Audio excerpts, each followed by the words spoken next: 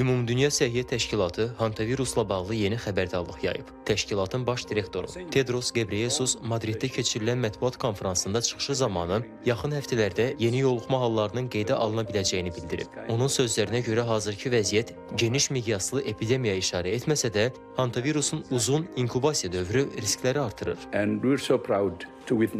Fransada hantavirus infeksiyası ilə bağlı narahatlıq artıb. Virusa yoluxduğu müəyyən edilən şəxslərlə təmasda olmuş 8 nəfəri müşahidə məqsədi ilə karantinə yerləşdiriblər. Həmin şəxslərdən biri yoluxmuş sərnişinlə eyni təyyarədə uçub. Digərləri isə kruiz gəmisindən enən şəxslərlə əlaqədə olublar.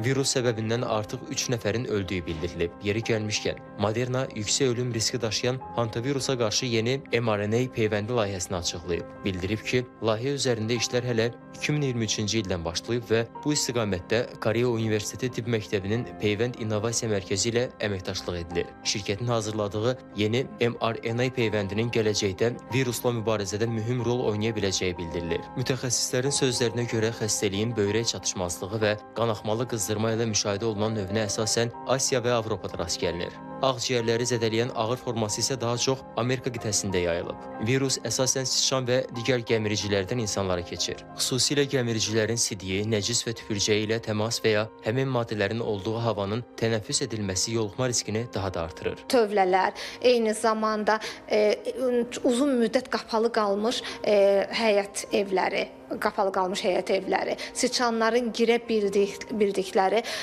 xüsusən məsələn qida vasitələrini saxladıqları depolar. Eyni zamanda kənd təsərrüfatı sahələri, tarlalar, kəndlərdə bu risk var. Tövlələr olsun, hər hansı bir bodrumları təmizləyərkən, padvalar təmizləyərkən quru təmizləməyi çox tövsiyə eləmirik. Çünki bu zaman o partiküllərin havaya yayılması və tənəffüs edilməsi riski daha da artır. Bu kimi yerlərdə təmizlik işləri görülərkən xlordan istifadə edilməli, təmizlik görülən ərazi isladılmalı, daha sonra süpürülməsi tövsiyə edilir. Həmçinin tənəffüs yolunu, burun, ağız və gözün selikli qişasını qorumaq, yəni maskadan istifadə etmək lazımdır. Bundan başqa pişik, it, toyuq və iri buynuzlu heyvanların birbaşa virus daşıyıcısı deyil, amma onların yoluxmuş gəmiricilərlə təmasdan sonra virusun dolayı yayılmasına səbəb ola biləcəyi istisna edilmir. Bəs virus niyə məhz kruiz gəmisində yayılıb və hansı insanlar buna qarşı peyvənd oluna bilər? Depolarında gəmiricilər ola bilər, çünki müxtəlif yerlərdə bu gəmilər sahilə yanaşırlar, oradan keçə bilər bu gəmiricilər. Əgər vaksin